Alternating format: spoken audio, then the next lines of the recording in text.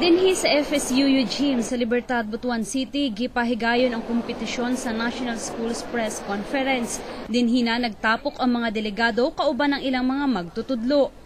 Pipila sa mga kompetisyon ang photojournalism, copy reading and headline, pagsuwat og editorial, balita og desktop publishing. Gipangandaman gayud ning second-year student nga si Dominic Bolo sa Bulacan ang kompetisyon sa radio broadcasting. Pangandoy man gud niya nga mahimong broadcaster.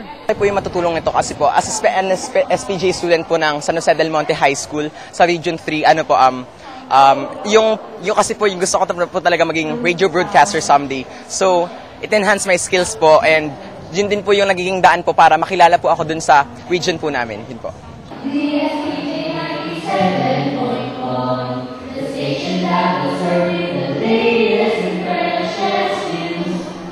15 ka mga rehiyon ang nisalmot sa radio broadcasting. Gipasundayag ang talento sa mga estudyante sa pamahayag ug pagsuwat sa balita.